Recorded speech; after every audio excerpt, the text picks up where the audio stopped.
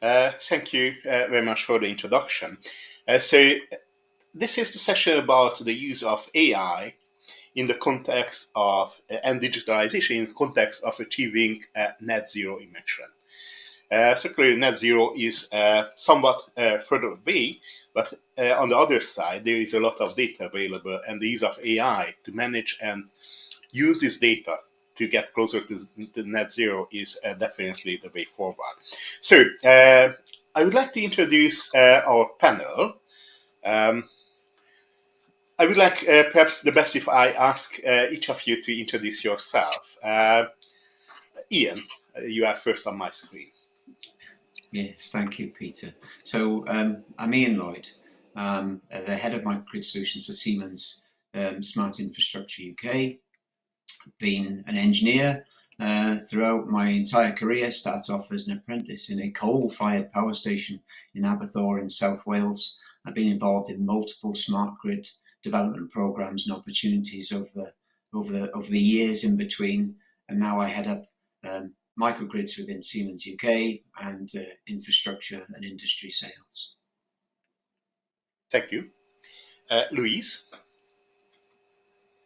Hi, good morning, everybody. Morning, Peter. Louise Lawrence. I am the head of discipline for ITS in WSP UK. I've been with WSP for a year. Most of my career had been built around the operational side of technology.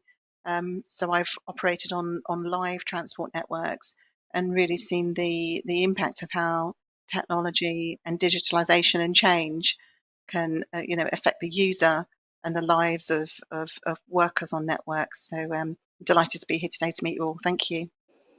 Thank you, Elise. And finally, David. Thank you, Peter. Good morning, everyone. My name is David Healey. I have a number of roles, but I'll just mention two, if I may. I'm a professor in practice at Keele University, which together with Siemens and working on behalf of Peter, actually, originally when he was at Keele, we built there one of what I think is the most innovative smart grid and smart energy networks in the country. And it is really a case study for how AI and IoT and other data technologies can be applied to the energy space. My background is I've worked in the energy industry in many guises for 30 years and with companies all over the world, but primarily in the space where data and communications overlaps with energy. So yeah, very much looking forward to our discussion. Thank you, Peter. All right, so let me just give you very briefly a summary of the topics that we will go around. So, as you said, net zero is kind of objective there where we aim to be in a couple of decades, or maybe a few decades from now. And the question is, how do we get there? We get increasingly large volumes of data from various sensors, data processing applications. And the question is, how do we make sense of this data? How do we use this data in an effective and efficient way to support the progress towards the net zero? So, if you think about energy production, how can you optimize the mix of the energy that is produced depending on various environmental and social and economic factors? As you see right now, gas prices are going up. There is a kind of quite turbulence in the energy markets. How can you use data to do this better, to have less turbulence? But also, if you look at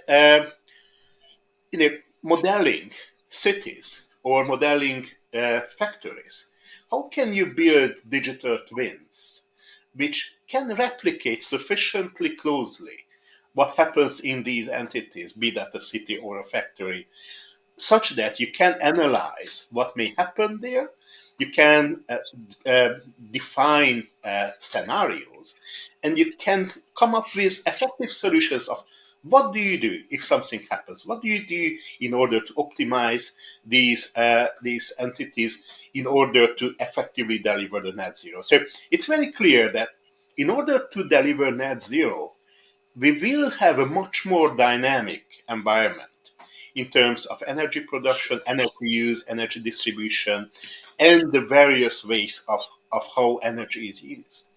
Now, this highly dynamic environment will generate a lot of data, and it will be critically dependent on managing this data well and learning from the patterns in the data. And that's where AI and digitalization comes in. So, after this very brief introduction of the kind of general area, let me ask a general question to our panelists. So, where do you see the role of AI in this process that leads us to achieving net zero? If you don't mind, let me ask now in reverse order. So, if David, you start with your answer, and we will go around, and then we will see where we end up this Oh, question. that, David. you're too kind, Peter. I was hoping you would pick me first, so that my panel colleagues don't steal any thunder, my limited thunder. So, well, as I think we know, my what is close to my heart and what I've been working on in the UK for the last couple of years is what's described in the UK parlance as a smart local energy system, and what that really means is trying to match investment in local and distributed generation with local demand, and so that you can create not just smart local renewable energy systems, but also create by employing those renewable energy systems local energy markets. And just touching on what you said earlier, Peter, one of the outcomes of that is you should be able to shelter um, consumers from large wholesale fluctuations in energy pricing, because what you're doing is you're designing local energy infrastructure to satisfy local demand. So, but that really can only be achieved by effectively uh, utilizing data, not just from the consumers and understanding how they use energy and allowing them to flex their energy demand, not just over time, but over various energy sources, whether it's from a heat pump or an EV charging point, but also to ensure and promote um, intelligence being or systems that can provide intelligence from the local power distribution networks. And there's been a phrase used that I know my colleagues here know very well, smart grids, for at least 2 decades. But in the UK, we're now, I think, effectively beginning to move policy and regulation in a way that will incentivize power distribution companies in particular to start to deploy intelligence for the first time at a large scale in power distribution networks. So the intelligence that and the data that will generate has to be integrated with the data that will come from the other direction, the consumers. And if we can then begin to integrate those two domains from a data perspective effectively, then I think that can only mean an acceleration in the decarbonisation of the energy system overall. Thank you. Please. Thank you. What's your I'm take? so glad that Peter went first, so can build on the on Peter's messages there. But very much so, we know that transport, the contribution of CO2 emissions that is generated by transport, transport 15 to 20%, global fuel consumption around 24-25% towards to contributing to climate change. So the ability within transport to actually make a difference to decarbonisation is quite significant. And the area that I am interested in ITS, and ITS has evolved significantly over the years. We're not just traffic lights and road signs.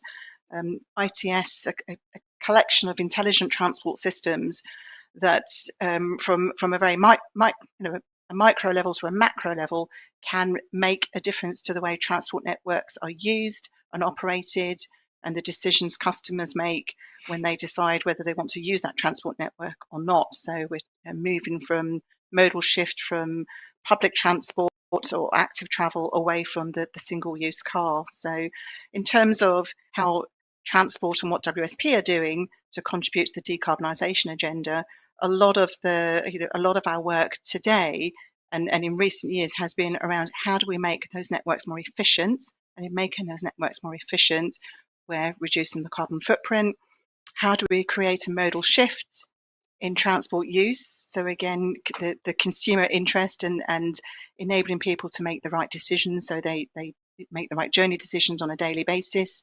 And then, very much a macro level. I mean, the systems, toll systems, road pricing systems, countries where they have adopted MAS, so mobility as a service, and using more dynamic and more blunt instruments to direct consumers and road users to do the right thing. But all of that, and it comes back to Peter's point as well, everything that we are doing is generating data. And that data is generated by what that data is telling us today is what people are currently doing.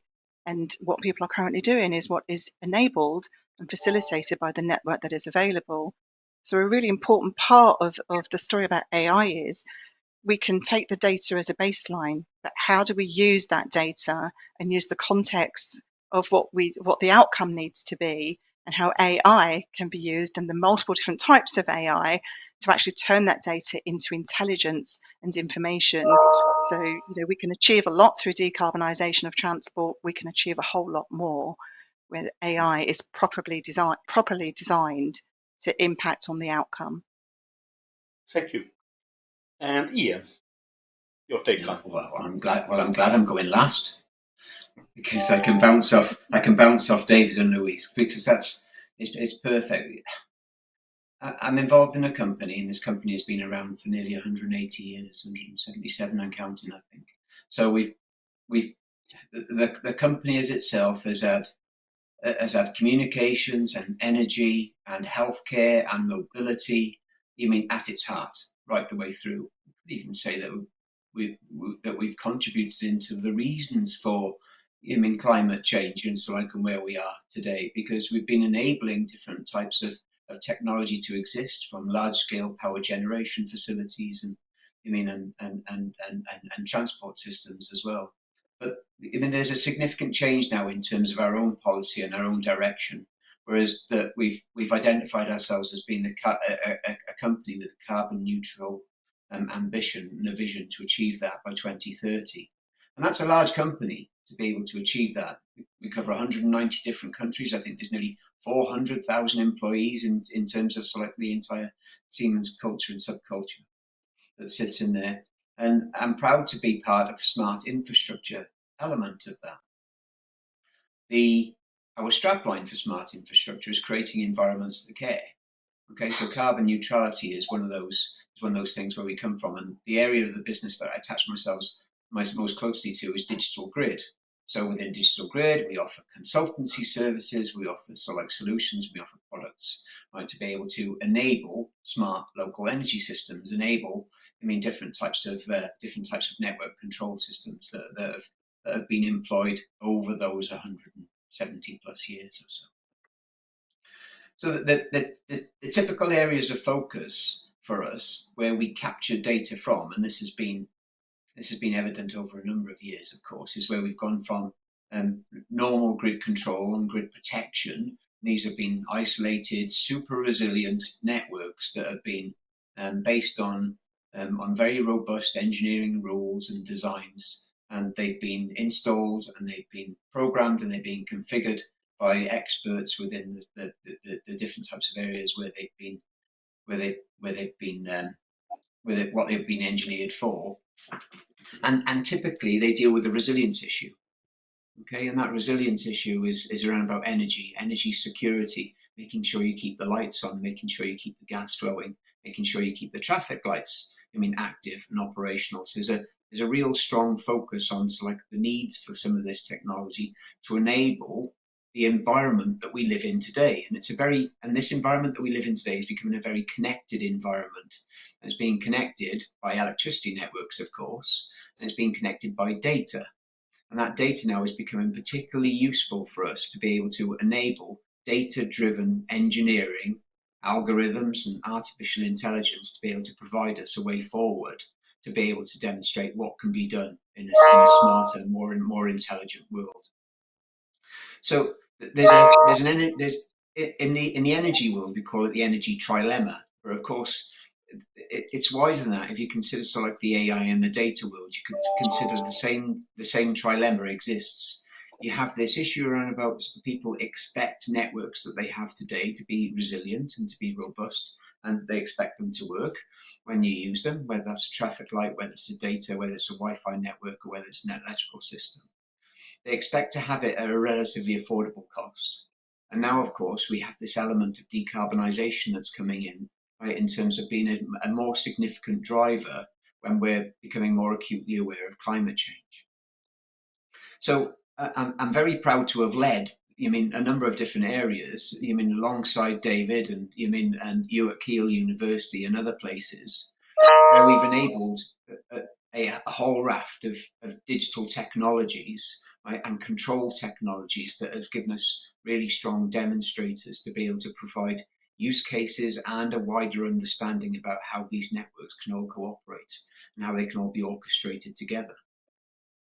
And then on the market side, of course, this is where it harks back to where David is that there's either policy or regulations that have either inhibited or haven't been able to sort of progress the marketplace currently to allow effective use of this type of technology for it to be able to progress from its demonstrator state into a marketplace available network where people can uptake it, where they can understand the values and the benefits of how different technologies all come together and how they can all be linked. Now data is the enabling feature that's on it. And Louise, you mentioned around about having that designed network, around about having a system, an infrastructure, in fact, in place to be able to support data. Data is very precious. To the owners of infrastructures and networks. It's precious to the users and the customers. How it's utilized. So security and now cybersecurity becomes a very important aspect around about like that data transmission element and how it's all brought together. So these things all come to play. And like David mentioned beforehand, is that we've been very active in electricity and transmission and distribution networks. Louise mentioned that we've been very that there's a number of different focus elements in terms of the transition of transport for it to be a cleaner, electrified economy that sits there. And for me, in particular, focus is the cross-vector element, is how we bring electricity, gas, heat, and transport all together, enable that with data, be able to demonstrate how valuable that is in smart local energy systems and smart national energy systems as well, and how that can all be supported through a robust infrastructure. Security, cybersecurity, and accurate data analytics and artificial intelligence. Thank you. Thanks very much for your initial answers. I suppose Barbara will bring us any questions coming from the public at the meeting. However, I see that one common area that all three of you touched is the regulatory context. What should we do to change the regulatory context such that it facilitates the use of AI and kind of intelligent approaches to data management in the context of various areas that are relevant for decarbonization? So if you could elaborate a little bit on how is this aspect of regulatory context, where are we now and where you think that we could go next and hopefully in the nearer future? Louise, may I ask you to start on this question? Thanks, Peter. And as far as I'm aware, in terms of transport assets, transport infrastructure, the wealth of data that sits with the operator sits with companies such as Siemens, actually, I think, and traffic control networks. There is the coordination, I think the regulation and the standards that are set around control of that data and the ability for data to be shared openly and freely for the connected world that we need to be living in order for AI to truly have an effect. There still needs to be more work done and more thinking done at a government level around the standards for the control of data and the regulations around data.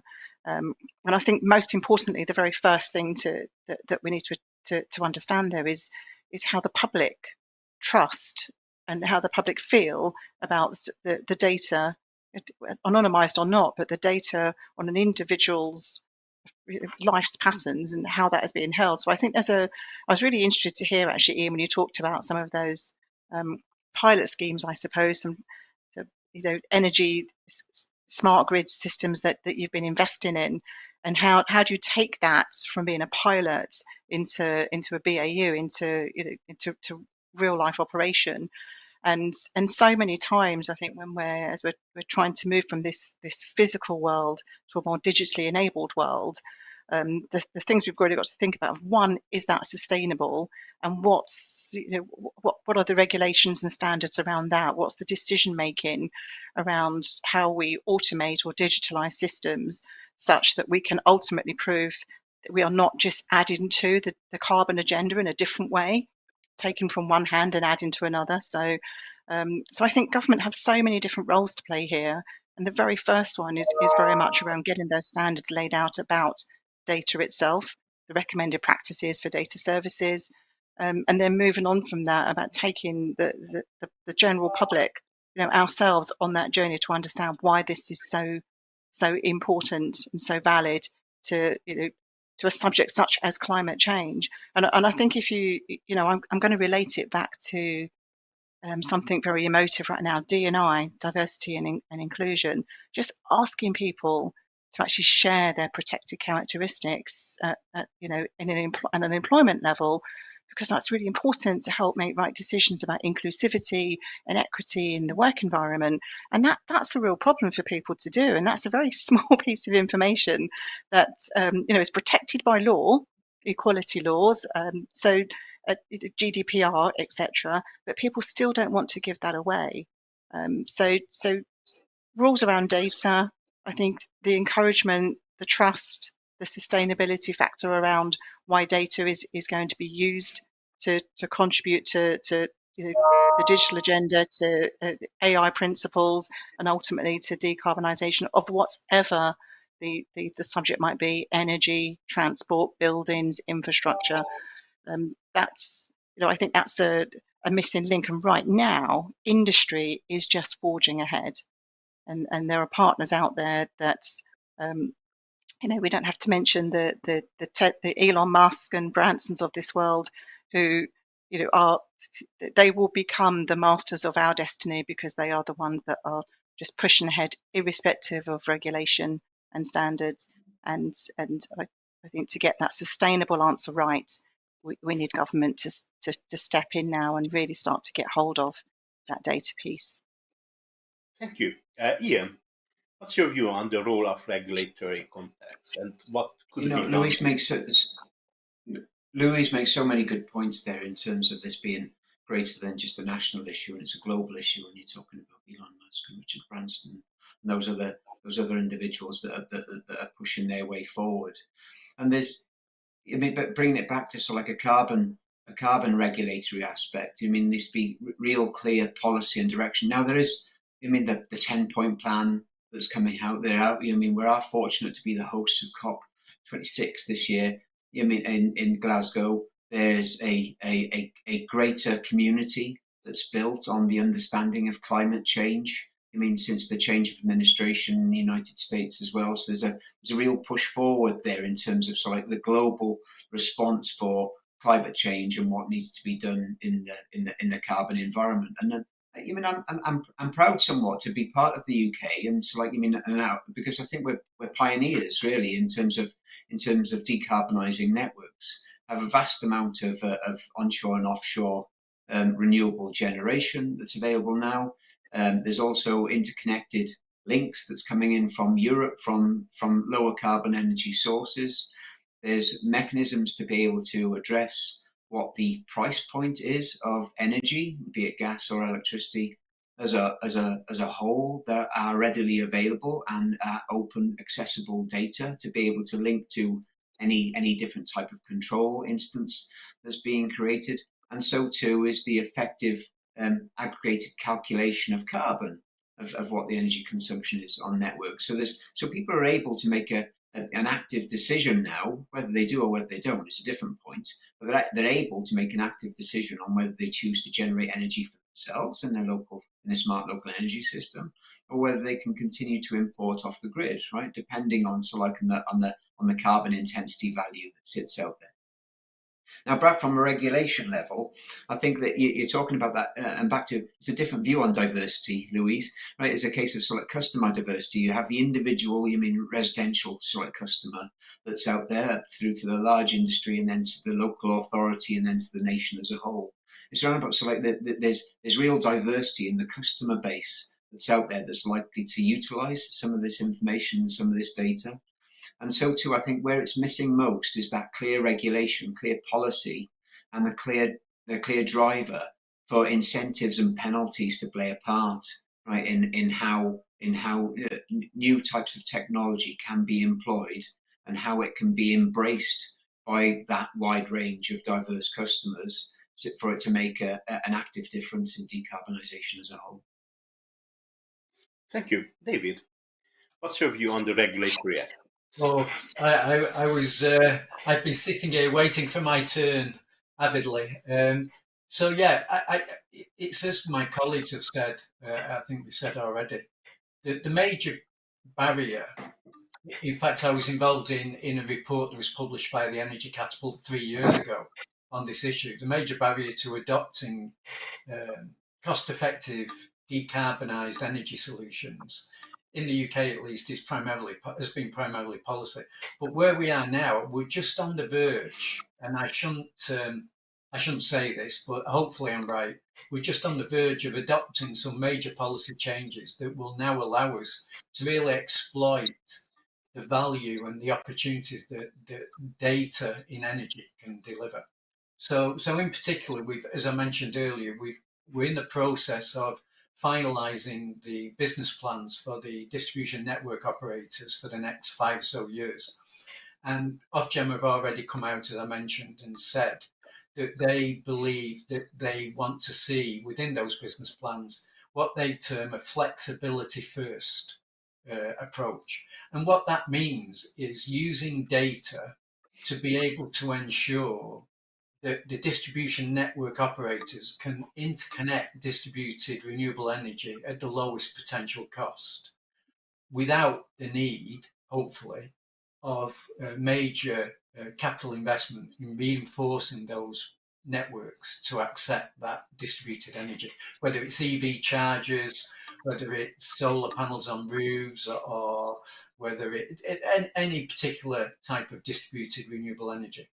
So that's really important. But then also in parallel, in the summer, we've seen the publication of the Smart Energy and Flexibility Strategy. We've seen the Digitalisation of Energy Strategy document published. So everything seems to indicate that we're going to be able to open up, I think, the value that is clearly demonstrable in moving people away from centralized fossil fuel based energy to distributed renewable energy sources. But as I did say earlier, there's a very complex journey that, for example, the distribution network operators will have to undertake, because they still operate large parts of their network without any monitoring and control capabilities. So there's going to have to be the deployment of data network, IoT network capabilities first, just to be able to access the elements of the network that need to become intelligent, to be able to generate this data that will basically be the foundation of this transition to distributed energy systems. Thank you. Now, can I just add something on? Can I just add something onto David's topic there? I mean, because I'm fortunate to have been involved